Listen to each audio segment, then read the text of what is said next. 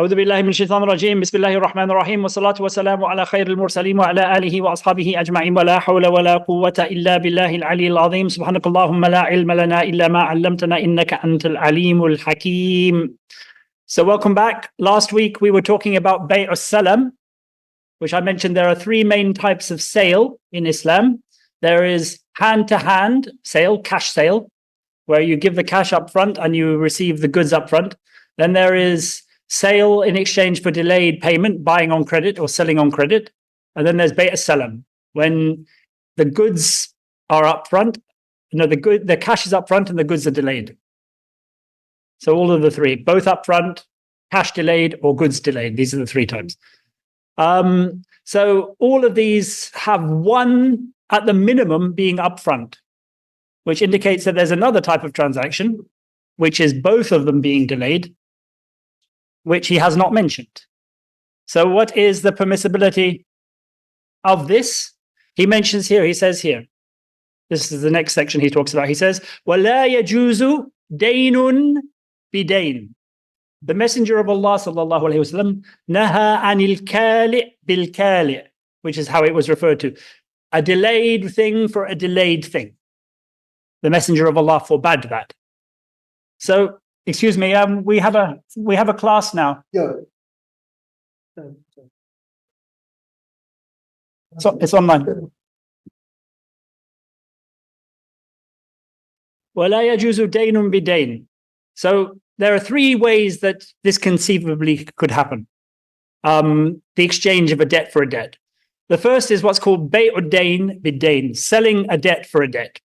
And this either works with three people or with four people.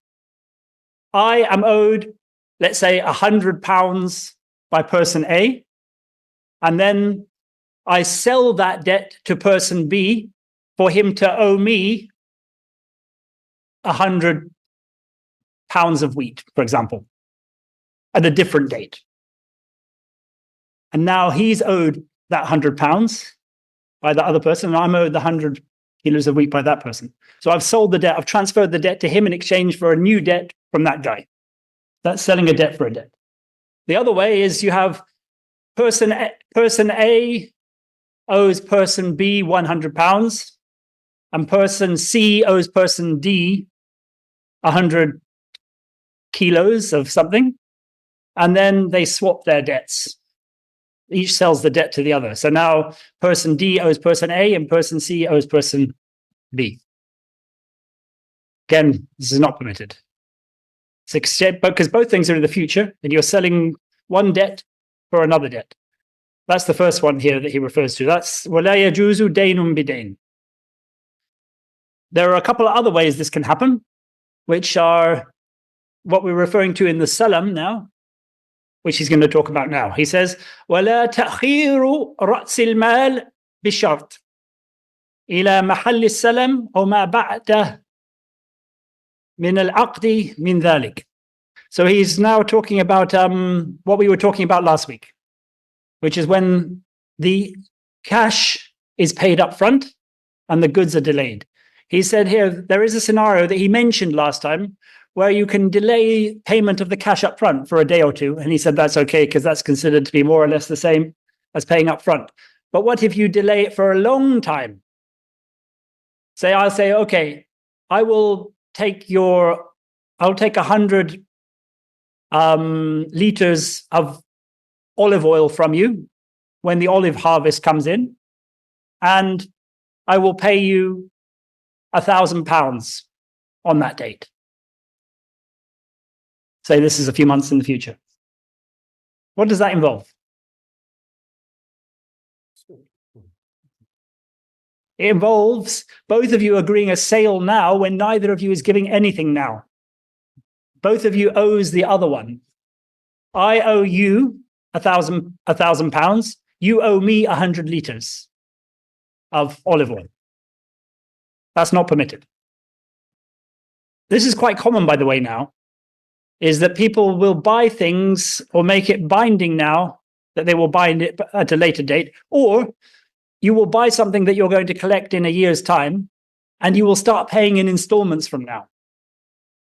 So over the next 12 months, you'll pay say it costs £1,000, you'll pay £90 or whatever it is every month. What does that mean? It means that 11 of those payments are delayed. So 11 of those payments are a debt in exchange for a debt that's being paid to you, which is not permitted.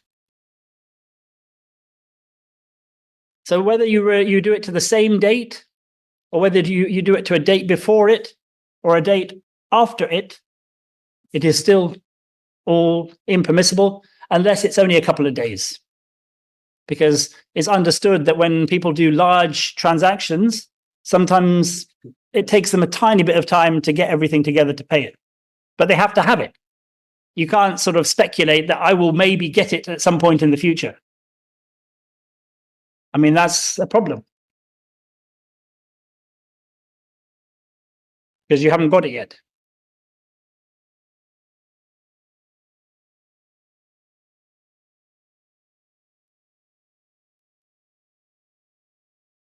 وَلَا يَجُوزُ فَسْخُ دَيْنٍ فِي دَيْنٍ.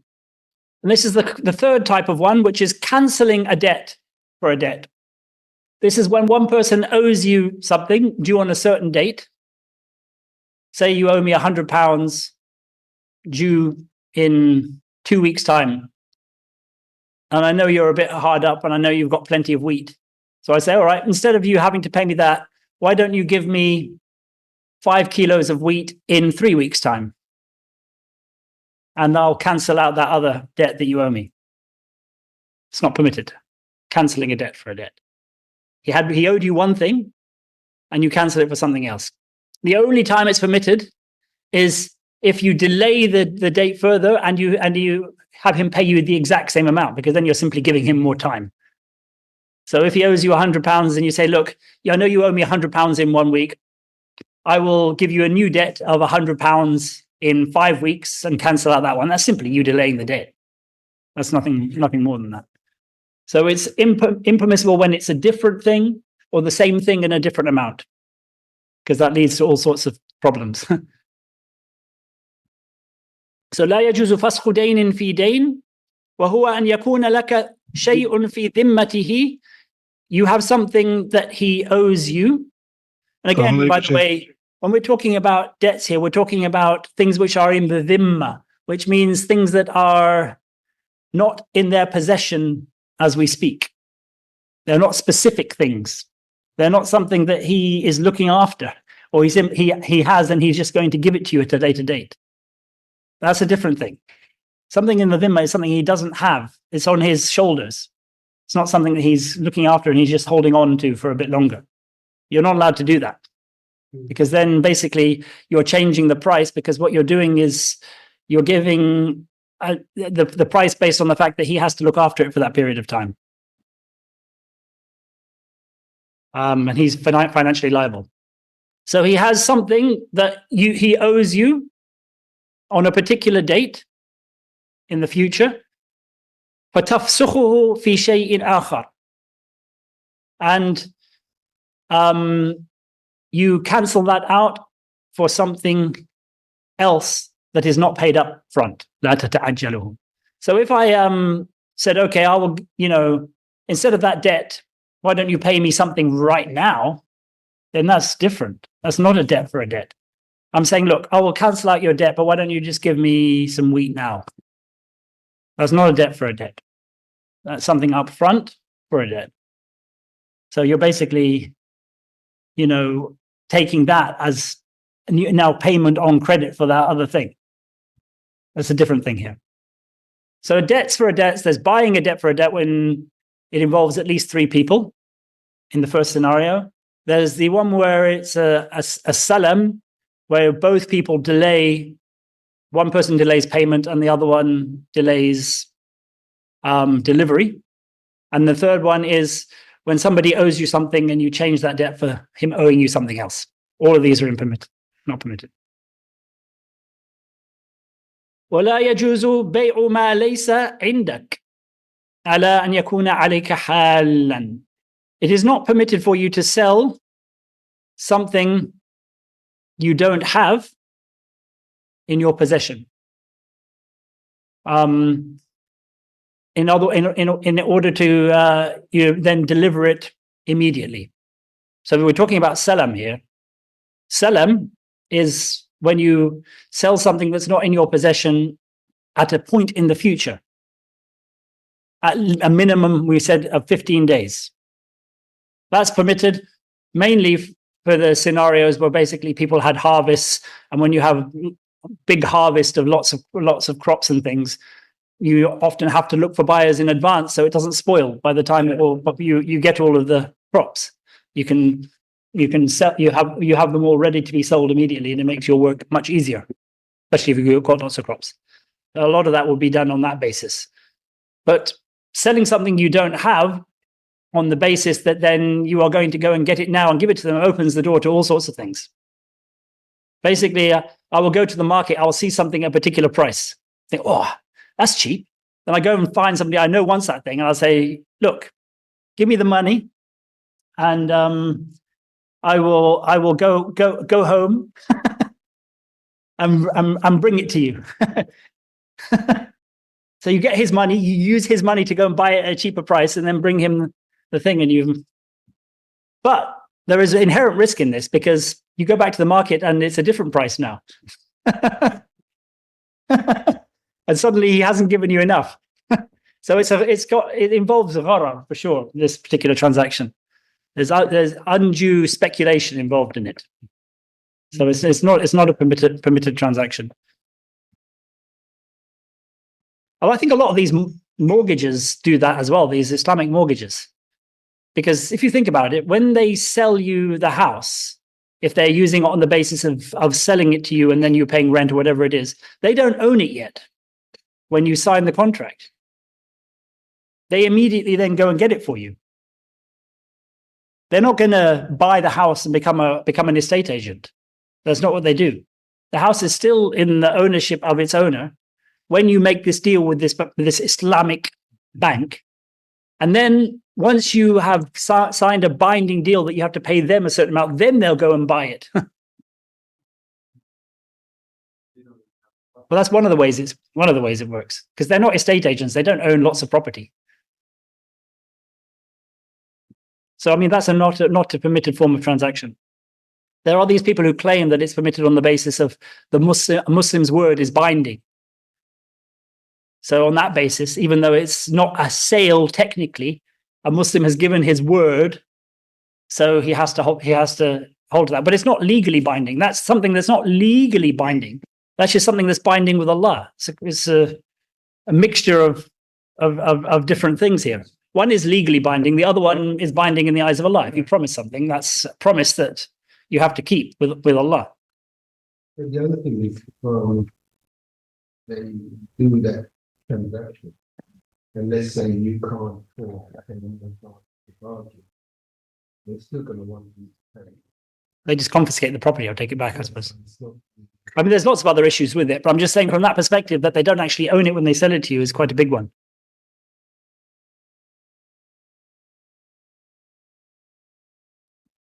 This is forbidden whether the thing you're selling is generic, like a kilo of wheat, or specific, like a particular horse that you have, or a particular horse that belongs to somebody else, because you're not, obviously, if you have it, it belongs to you. So if somebody comes to me and says, I really like so-and-so's house, which is what the scenario we're talking about, then I said, okay, fine, I'll sell you so-and-so's house. That's forbidden because I don't own it. And that brings in another thing. He might not want to sell it to me. So that brings in other issues.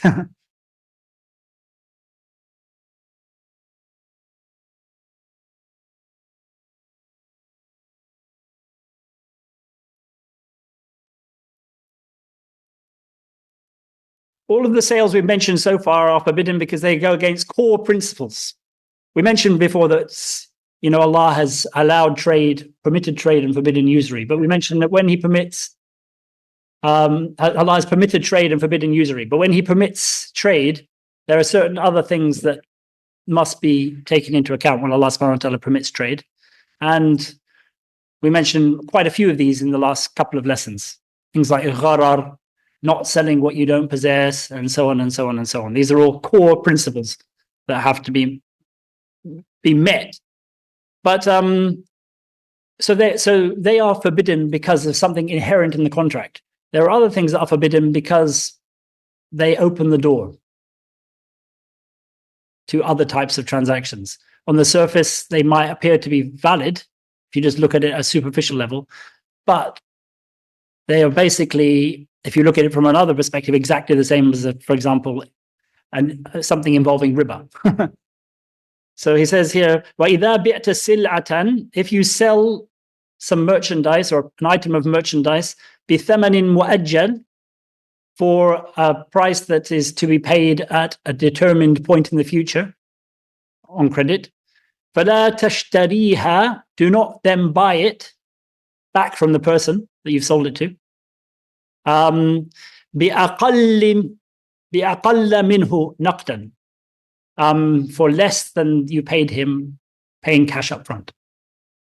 So I sell you my car for £1,000 that you're going to give me in 3 months. Then immediately I buy it back from you with you paying me now. No, you're going to pay me 3,000. Then I immediately buy it back by giving you 2,000 now. So you still owe me 3,000 in 3 months. And now I've just paid you 2,000 now, and I still have my car. It's the way of lending is like, really, you're just lending 2,000, collecting back 3,000. It's just a way of pretending you didn't. Yeah. It's a loan at interest, but they're just disguising it by saying it's a sale. So basically, each of those sales is permitted. On the surface, for me to sell you something at a particular price and you to pay me later is fine. And on the surface, for me to sell you something and you to pay me now is fine. But if you actually look at the reality of this transaction, the car is meaningless. The car is unimportant. It could be anything that I sell you. What is actually happening is I have given you 2,000 now, and you are giving me back 3,000 in 3 months. That's what's happening. So while on the surface, each transaction does not break any rule, when taken together, it opens the door to something which is deeply haram and totally forbidden, which is less for more, with the delay, which is the riba of the jahiliyyah in a sense. أو إلى أجل دون الأجل الأول. So do not sell it for less, either giving him the money now, I give him the 2,000 now, or I say, okay, I will buy that, I will pay you, buy back the car from you, and I will pay you in 1 month's time 200 or 2,000. So what's still happening is when that 1 month comes along, I'm giving him 2,000, he's giving me 3,000 in 3 months. It's the same thing. Whether I say upfront payment or whether I say I'm going to pay at a date in the future, but before the date in the future that he's talking about, with a lesser amount. وَلَا بِأَكْثَرَ مِنْهُ إِلَى أَبْعَدَ مِنْ أَجَلِهِ. So it's also not permitted for me to sell it back to him or buy it back from him for more if I make the date after that. So if I sell the car to you for 3,000 to be paid in 3 months, and then I say, okay, I'll buy it back from you now and I'll pay you 4,000 in 6 months' time. What has happened is he's given me 3,000 in 3 months and I've given him 4,000, a few months after that, which is exactly the same scenario. It's just it swapped it around. Now I'm the one who's... People can think up these ideas. Yeah, of course. Just to say that Islamic. Any person who trades always looks for ways of making money. The whole point of trade is to gain. It's called mukayasa in Arabic. But these ones are more to disguise a loan at interest. And this happened. There was a particular market that people used to go to where they did this particular type of transaction.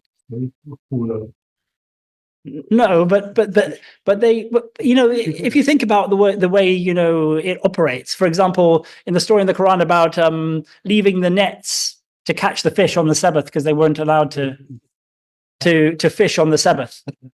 I mean, that's just the way humans work. A lot of humans will see black and white and think, well, that's wrong, yes, but I'm not doing that. Do this instead to get a seal. And maybe even they'll the person will sit in the car for a bit or whatever, or he'll take the car for that period of time. Drive it around and come back. Yeah, even so. You know, But the reality is that that's not the purpose of the transaction. And that's for the qadi to decide whether, but it's clear when it's like this, it's 100% clear. There's no doubt. And why are you buying back exactly the same thing if you just sold it,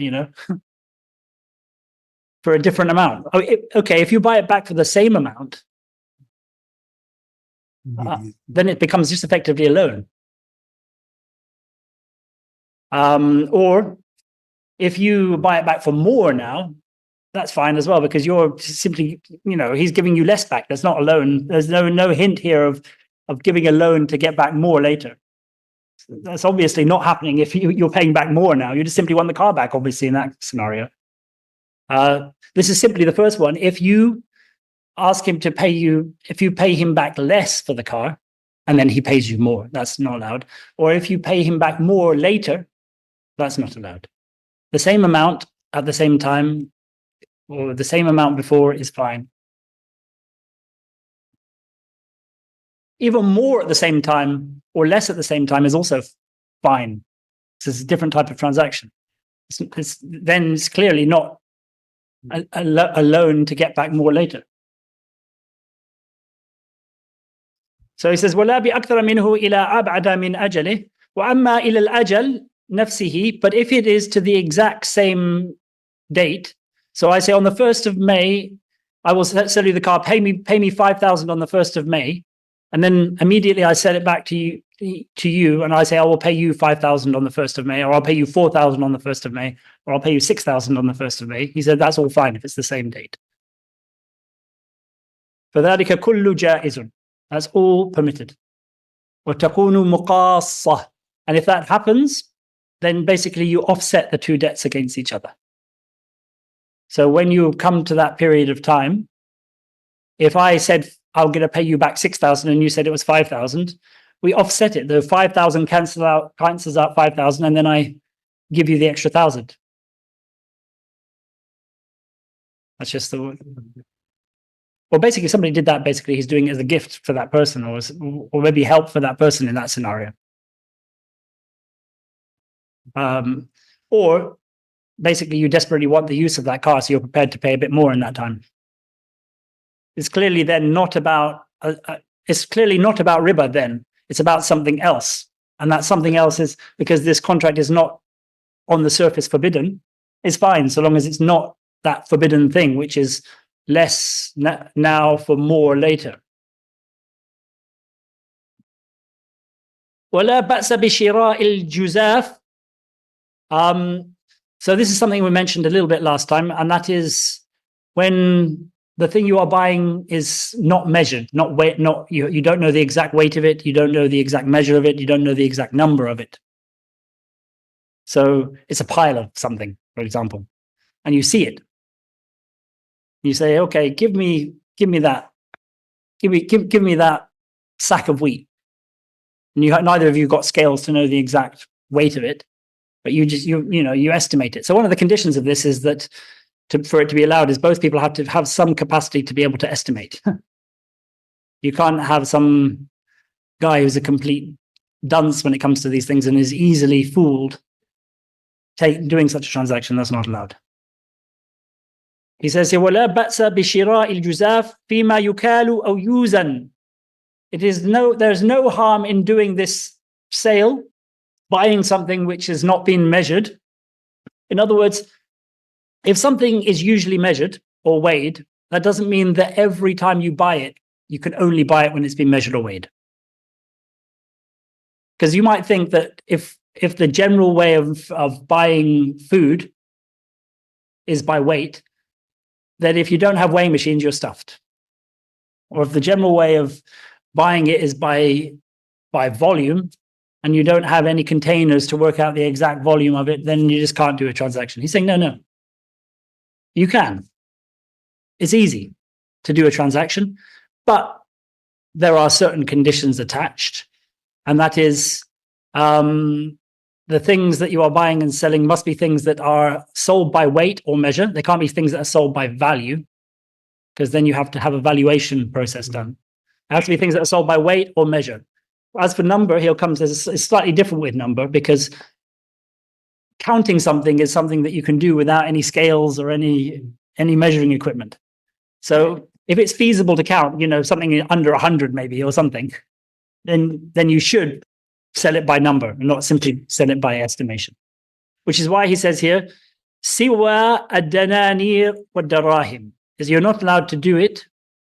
You're not allowed to buy a pile of dinars or a pile of dirhams. Why? Because they're counted. They're not things that are done by size. It's by number. In fact, sometimes, they could be clipped slightly or, adulterated slightly, and that changes their size or form, or they could be stamped into a flatter form so, it's difficult to estimate things like that. As I said, even when they've been clipped slightly, it's still permitted to use them, so long as they are still accepted as currency by the market. So he says here, except for dinars and dirhams, ma kana maskukan. He says, so long as they have been stamped, they are being used as cash. They've been, what's that process where you take money and is not just stamping, minting. So long as they've been minted, so they're currency.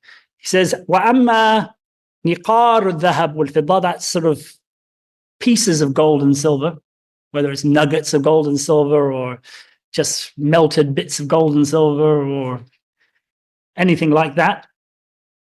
He says here, you can buy it by estimation, it's fine. So let's say you have a pile of silver objects like silver cups and silver saucers and knives and forks and stuff like that. You don't have to measure it. You don't have to weigh it. You can look at it and say, yeah, I like the look of that. I'll pay you. Obviously, you can't buy it with silver if you're buying silver. That's something else. No, because then you have to give the exact same amount of silver as silver. And you can't buy gold with gold for the same reason, because, otherwise it's simply a swap rather than a... So no, you shouldn't buy gold jewelry with gold. You should buy gold jewelry with silver.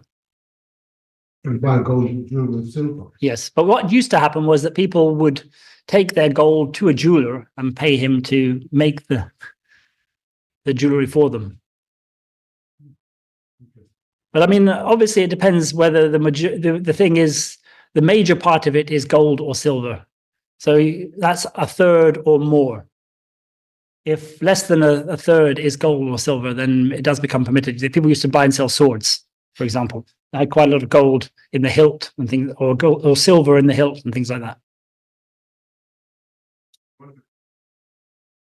For his services, you could say. Yeah, I mean, then what you do, we're going to come to that section in a bit.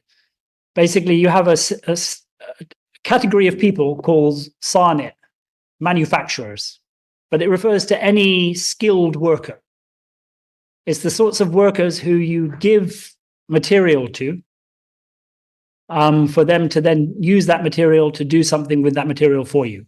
So they might take your cloth and dye it into a particular color, or, do that thing where they completely bleach it, or whatever, the various things they used to do with cloth. Or you give somebody some gold and they make some jewelry for you.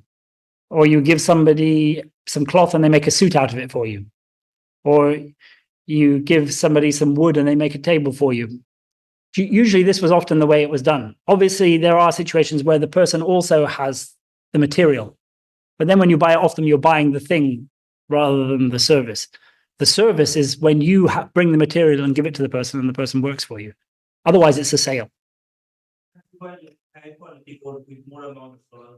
Nope. Absolutely not. Not permitted. opens the door to all sorts of things.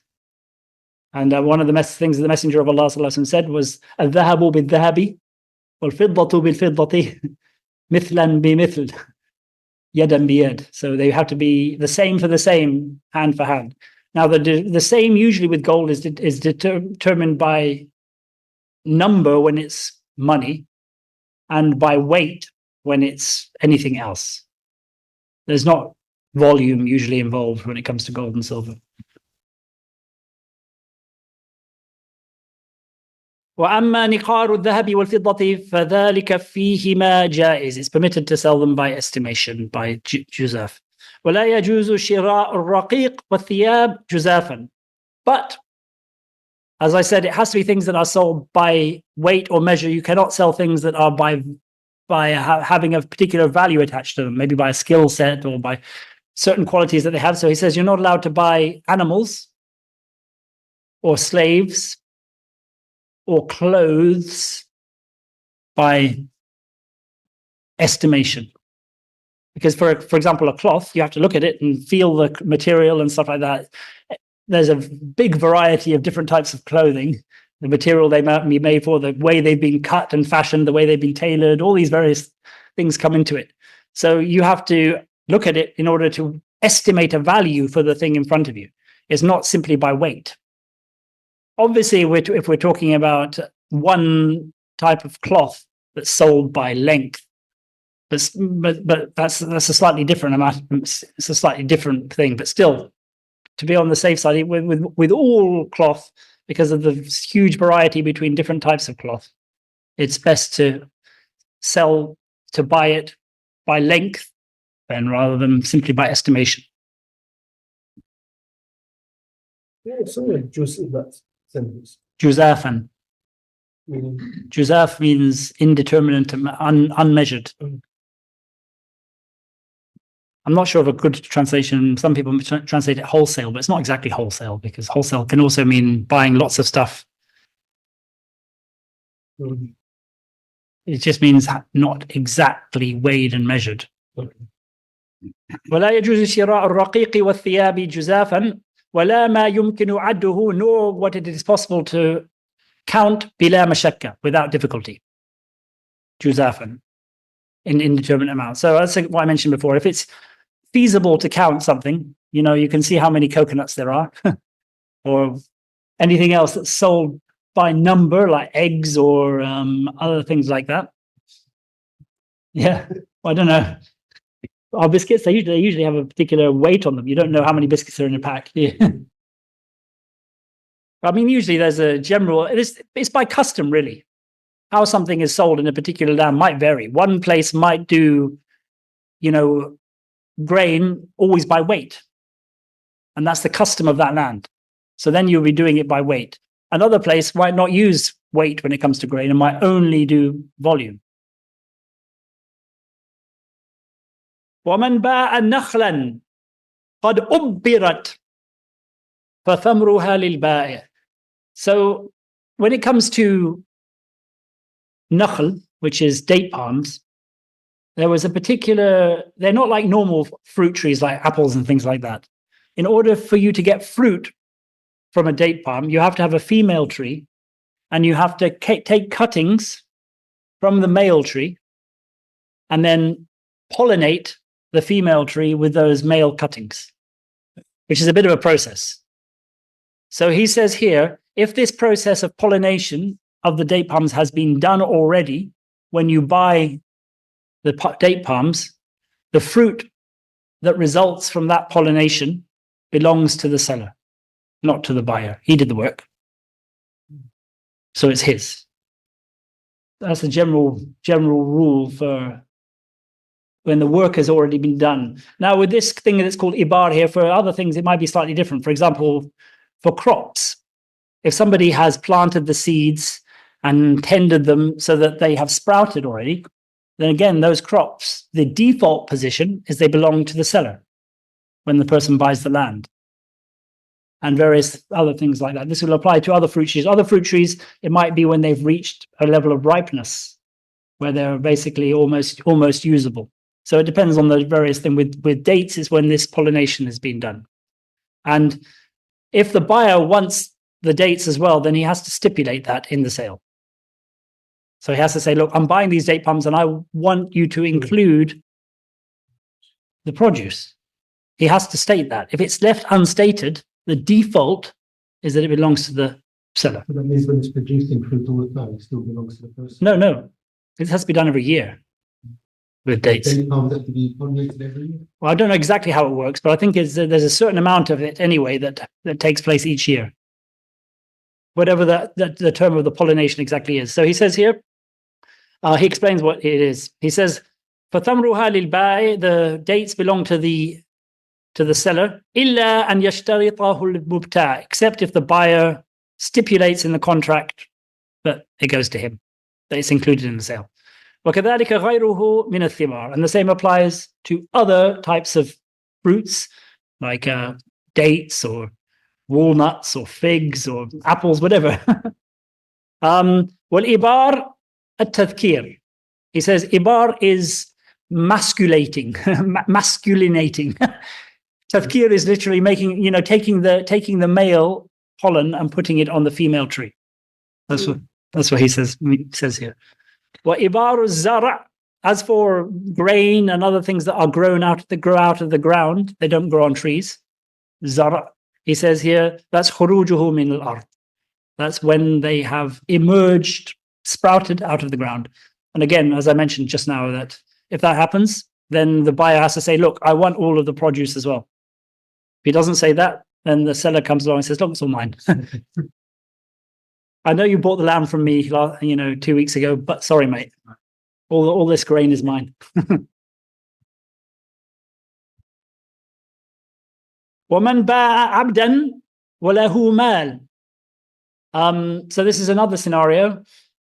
So slavery was not quite as black and white as as people think it is.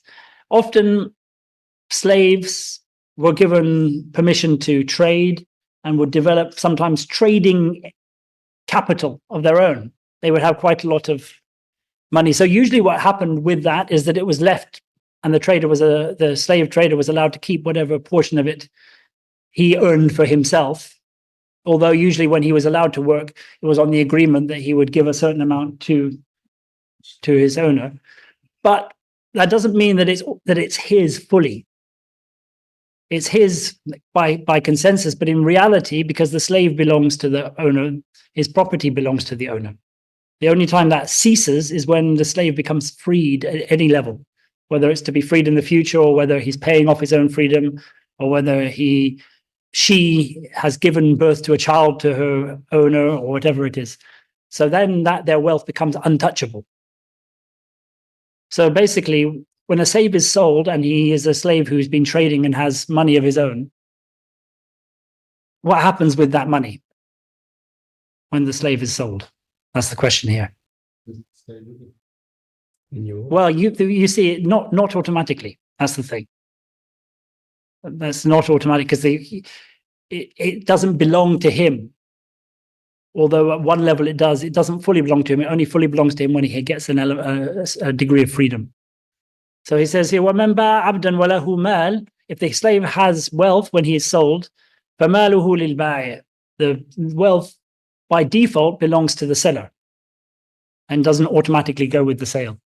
إِلَّا أَنْ يَشْتَرِطَهُ الْمُبْتَاعِ, except if the buyer stipulates that it go with the slave. So the buyer could either stipulate that it goes with the slave and the slave keeps it, which often happened, or he could stipulate that it goes to him. And sometimes I suppose that amount of wealth could be almost the amount he's paying for the slave. So it made a big deal sometimes. If you knew that a slave had great skills and had a whole trading empire and had loads of money to his name, then there was temptations in the past for that sort of thing. But as I said, usually in a society, once a slave had been given that level of freedom, they were allowed to keep their wealth and they had their own family. ولا بأس بشراء ما في العدل على البرنامج. This is another sort of thing that used to happen. People would travel and you would pack all of the things that you wanted to sell along the way into a big container and protect it against rain, protect it against mud, protect it against sand, all these things to keep it safe inside, especially with things like silks and things like that. And you wouldn't want to open this up because every time you opened it up, it might spoil someone. So what they would do was they would have a list detailing everything that was inside with, I suppose, like it's called a manifest, I suppose, that tells you exactly what each thing is, what size it is, and how many of them there are. And then the person would come, and when he bought it, he would buy the pack, and he would get this list and say, this is what's in it. And obviously then if it wasn't exactly the same number, then you can claim back what's not in it. But it was usually quite a trusted way of doing it. So there's no harm in that. That's despite what we're going to come to in a minute, that usually one of the conditions when it comes to selling cloth is that you see it and it's opened up. But that's when it's not being described. You can sell things on description. In the modern era, you might buy things online and you might not even see the specific thing you're buying. You might buy something generic, like a Manchester United top or Norwich top or whatever. So that's something generic. So, but that is something that everybody knows what it is. So that is something that has a description already. That's sufficient for the need. Here, in this particular case, it's just usually a written description. It doesn't have to be written. It could be something that this person's memorized and he tells you. But it's permitted. If the guy tells you, look, there's 17 red silk dresses of such and such a size, there's 5 trousers of such and such a length, there's 4 t-shirts, and then you know you open that up and you find that to be the case, then obviously that was a binding sale. بصفة معلومة, so long as the description is accurate and full enough to actually for you to know what it is when you get it out, that it's the thing that matches the description. ولا يجوز شراء ثوب لا ينشر ولا يوصف. It is not permitted when it comes to clothes, because this is the hadith of the Messenger of Allah sallallahu alaihi wasallam where he talked about this. It's not permitted to buy clothes or cloth. Thawb can mean clothes, cloth that's been turned into wearable things, or simply cloth that's, in a roll. Either of them. It's not permitted to buy material or clothes that has not been unwound or rolled out or described. So if it's simply folded up and you haven't opened it up to look at it, and he hasn't told you in detail exactly what it is, you've just gone to a clothes shop, for example, and you see a folded up garment on the top, and not until it's opened up for you, because there's a risk. You don't know what's under.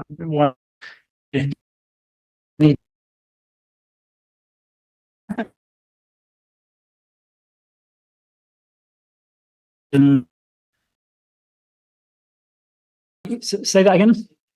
All the descriptions, like all the features and specs, do you still have to look at it, or? Yeah, I mean, if you don't have to know. As I said, you can buy them even when they're wrapped up. But this is if you're going into a sale of cloth and it has wala yusuf. It says it's not described. He says either it is described or it is opened up.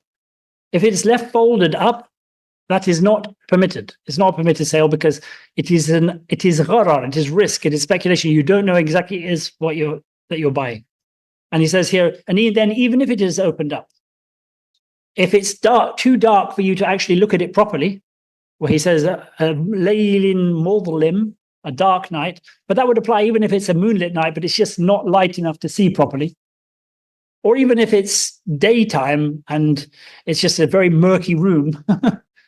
But obviously, if it's nighttime like we have here, and we have lights that basically make it almost like daylight, like in here, then obviously that's a different issue. That would then be fine. It's not a prohibition on trading in the night, full stop. You're allowed to trade in the night, but the prohibition is based on not being able to know what it is you're buying. what it is you're selling. Because obviously the trader might get out the wrong cloth. It might be his best silk garment that he's taken out and given to you for 50 pence. And he went to give you acrylic or whatever. So yes, it's not permitted in either case. And both people have to know exactly what it is that's being sold. Unless you have seen the thing yourself before. So you go into a shop, you examine it properly, then it gets refolded up. Then you go back into the shop a few hours later, you know it's the same thing. Then of course, that's fine. That's like it's being described. That's the same. So that's what often happens. But you do sometimes see people, see something folded up and be in a rush and simply say, yeah, that looks like what I might like. And it's not exactly what you thought it was going to be. وَلَا يَسُومُ أَحَدٌ عَلَى صَوْمِ أَخِيهِ. So we talked before, وَلَا يَخْطُبُ أَحَدٌ عَلَى خِطْبَةِ أَخِيهِ in the section on marriage. Somebody who asks for somebody's hand in marriage, and then somebody else comes along and asks for that same woman's hand in marriage, that's not permitted. He says here, إِذَا رَكَنَا وَتَقَارَبَا, if they have sort of almost signed the deal, almost agreed the deal. So basically, if I offer you we're talking about now, that's with marriage, but the same thing applies here. If I offer you £100 for your ring or whatever it is, and you're quite happy with that, and we're both, yeah, that sounds good. And then somebody else immediately comes in when we're about to sign the deal and says, no, I'll give you 105. Do you think that's okay? Yeah. Why is this not okay? Because it creates bad blood. Basically, if two people have agreed something and they're very, very happy with it, and then you come and intervene and stop that from happening by just doing a different price, that breeds resentment for sure. Because somebody is about to get something and then they're no longer going to get it. So so it's haram for two reasons. One, because the Messenger of Allah ﷺ said, don't do things la tabaghadu wa la tahasadu. Don't do things that create resentment and hasad and envy and things like that between you. And secondly, the Messenger of Allah ﷺ explicitly said it's not permitted for somebody to to buy something that his brother is already going to buy, or to put in an offer when his brother's offer has basically already been accepted. This obviously is not referring to an auction. An auction is when, the price that nobody has accepted anything yet. And it also doesn't refer to when they're at the beginning of the bargaining process. If I go into a shop and I'm looking at a carpet and I'm trying to get the carpet seller down, and then, we're working our way down. I'm saying 500. He says, no, 5,000. Then I'm saying 600, he's gone down to 4,000. Then somebody else comes in. Obviously, we haven't got anywhere near it. So somebody else comes in and say, yeah, I'll give you 4,000.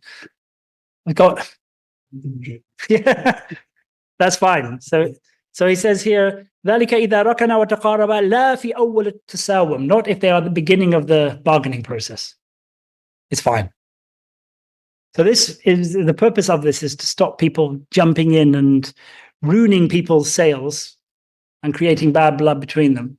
Sometimes people might do that out of spite. It's very possible. You can imagine somebody very, very wealthy hates somebody and sees him about to buy something and thinks, I'll make sure he doesn't get it, and jumps in. This closes the door on that.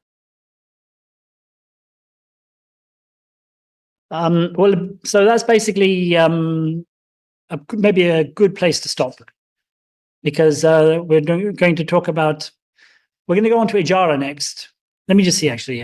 No, let's just do this last line, because it brings buying and selling to an end, and then we'll move on to hire contracts and rental contracts next time. So it says here, وَالْبَيْعُ يَنْعَقِدُ بِالْكَلَامِ. So when does a sale become binding? There's a famous hadith of the Messenger of Allah ﷺ, or something that he said with relation to khiyar. Now, we talked about khiyar before. That's when people have the option to take it or leave it, to pull out of the sale. So basically, this position is that every sale, this hadith said, every sale, both parties remain al khiyar. They continue to have a choice to take it or leave it until they part ways. But Imam Malik said by part ways here, he means by making their agreement, not by them actually physically moving. So he had a difference of opinion about this to the others. Imam Shafi'i said no. So basically, if we're still sitting, having a coffee together, and we remain in this place of sale, and we've agreed the sale about an hour ago, and then after an hour of drinking coffee, I say, actually, I don't want to go through with it. Then, okay, fine. You're okay because you haven't parted ways. You're still basically together in the same zone where the sale was agreed. Imam Malik said no. When you agree that sale, that's parting of ways. Then you're moving on to other things. So if you agree the sale and then you still remain together, it doesn't matter whether you haven't physically left or not. That sale was binding, so long as both parties were happy with it at the time that it was made. So you can't pull out of it at that point. You can obviously both agree that you don't want to do it. That's something else. But one party can't say, actually, nah. And the other person now has already thought, no, I've made this sale. And so, damn, what's going on now? No. Once it's agreed, it's agreed. And he says it's agreed by speech. In other words, I sell it to you. I'll sell you that. I'm selling you this. Okay, I accept it. That's it. Or I'm selling it to you. Like in an auction. The other thing, just putting up a sign or raising your hand, that's enough to make it binding on you.